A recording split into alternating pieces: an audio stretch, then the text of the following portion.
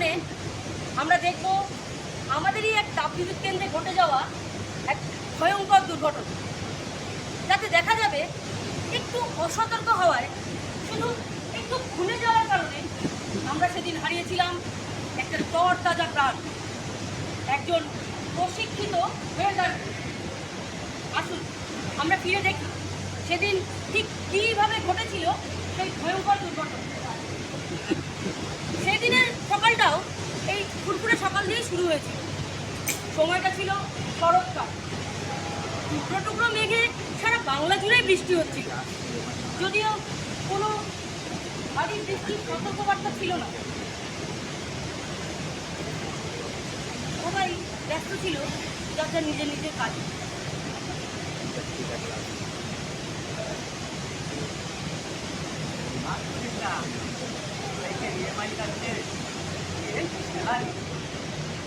একটা ভুলে ফিরেছিলাম, আচ্ছা পয়সা করে অবস্থা খুবই খারাপ। এর সামনে আবার পুজো আসছে, ভোগের কোথার চিন্তা হয়ে বাবা মা শাশুড়ি, আবার ওদিকে ভাইপো আছে, আগের একটা ছোট্ট মেয়ে আছে। ভাই সংসারে থাকতে হলে এসব করতেই হয়, কতটা পাবি কতটা করবি, বেশি চাপ নেওয়ার কি আছে।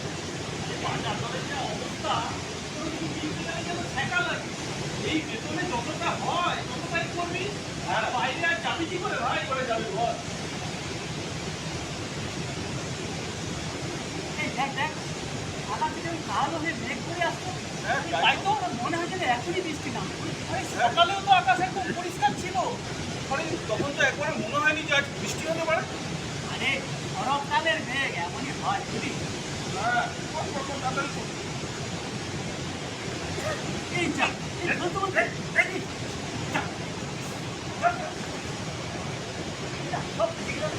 ওই সাইডে দেখ একদম সাদা হয়ে গেছে, কিচ্ছু দেখা যাচ্ছে না।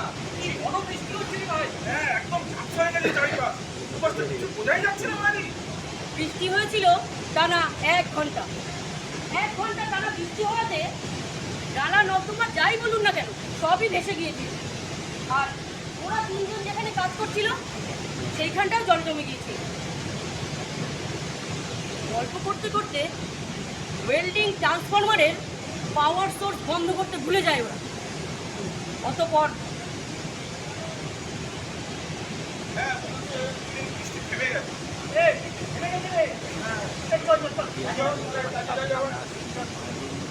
আরে জল জমে গেছে মানে।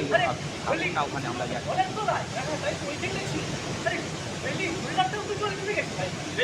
কাজ করবো কি করে, যাই না হলে কাজ করে যাবে না। কাজ করা যাবে না। তাহলে এখন কি হবে? না দাদা ওটা কাজ আগে খুলে শুনতে হবে।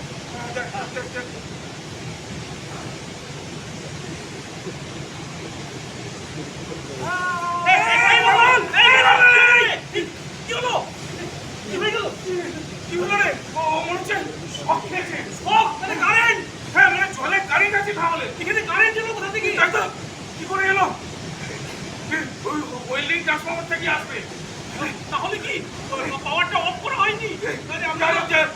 এখন ওকে তো নিয়ে যেতে হবে হসপিটালে, না তো মরে যাবে। কিন্তু তাহলে আমরা ডিউটি করতে যাই, যে ডিউটিতে তাকে বলি।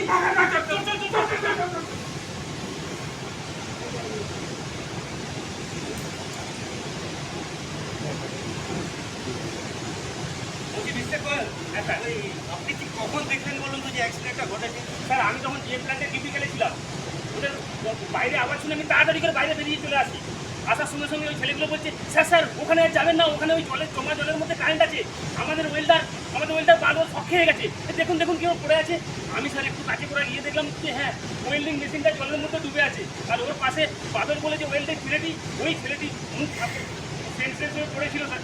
আমি তখন বুঝতে পারলাম যে হ্যাঁ ওই ওয়েল্ডিং মেশিন থেকেই কারেন্টটি আসছে।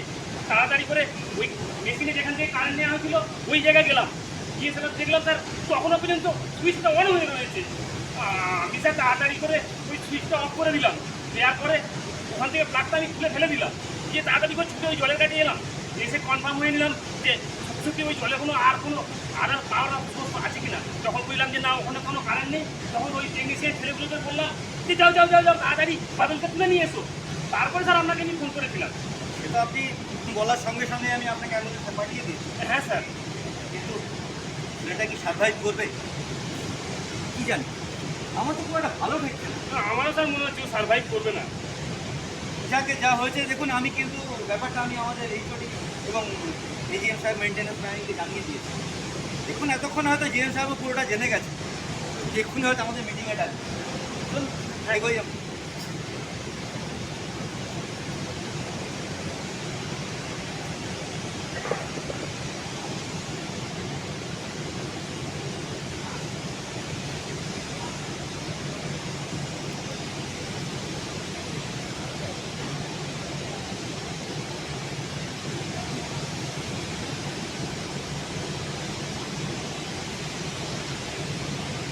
হ্যাঁ ম্যাডাম, আপনি এসে গেছেন?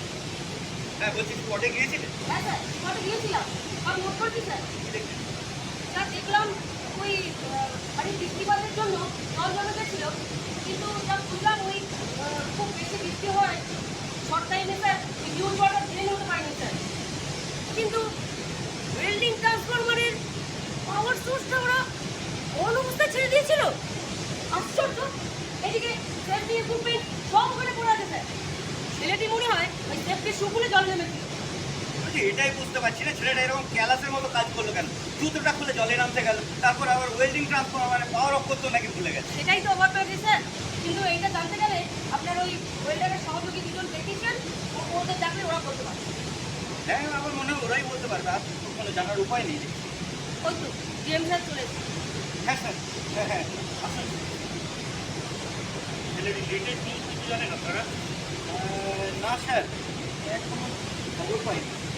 কি হ্যাঁ ট্রেনটি এইভাবে একটা অ্যাক্সিডেন্ট হয়ে গেল, একটা ছেলের প্রাণ চলে গেল। কি করছেন কি আপনি? আর এই যে সেফটি বিভাগ গিয়েছিলেন স্পটে, দেখেছেন আপনাদের এখানে কোনো প্রবলেম ছিল কিনা? হ্যাঁ স্যার, আমি গিয়েছিলাম, আমি সব কিছু নোট করি স্যার। আমাদের দিক থেকে কোনো প্রবলেম ছিল না স্যার। প্রবলেম ছিল না তো এরকম একটা অ্যাক্সিডেন্ট ঘটলো কি করে? আর তখন বিএম প্ল্যান্টে ব্যানিয়ে গেছিলেন। স্যার ওই স্যার কয়েলই ছিলেন, তিনি স্যার আমাকে প্রথমে খবর দেয়, তারপরে আমি অ্যাম্বুলেন্সটা পাঠিয়ে তাতে করে হসপিটালে পাঠিয়ে দিলাম। ওয়েল, আপনি বলুন তো স্পটে গিয়ে কি কন্ডিশন দেখেছিলেন? আমি তখন বিএম প্ল্যান্টের ক্লিনিক্যালে ছিলাম। ওই ছেলেগুলো তাড়াতাড়ি করে এসে আমাকে ডাকাডাকি করলো। ওদের আমি তাড়াতাড়ি ছুটে যেই বাইরে এসেছি, তখন ওই ছেলেগুলো বলছে, স্যার স্যার আর এগোবেন না, ওই জমা জলের মধ্যে কারেন্ট আছে, ওখানে যাবেন না।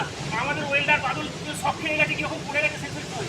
আমি স্যার দেখলাম যে হ্যাঁ, বাদল বলে ছেলেটি ওয়েল্ডিং মেশিনের পাশে একদম অজ্ঞান হয়ে পড়ে আছে। আমি সঙ্গে সঙ্গে স্যার বুঝতে পারলাম যে ওই ওয়েল্ডিং মেশিন থেকেই কারেন্টটি আসছে। আমি সঙ্গে সঙ্গে ওই ওয়েল্ডিং মেশিনের যেখানে সোর্স অফ পাওয়ার আছে, যেখান থেকে কারেন্টটি নেওয়া হচ্ছে, ওই জায়গায় স্যার গেলাম। গিয়ে দেখলাম তখন স্যার সুইচটা অন হয়ে রয়েছে। আমি স্যার তাড়াতাড়ি সুইচটা অফ করে দিয়ে আর কেবলটা ওখান থেকে খুলে দিই।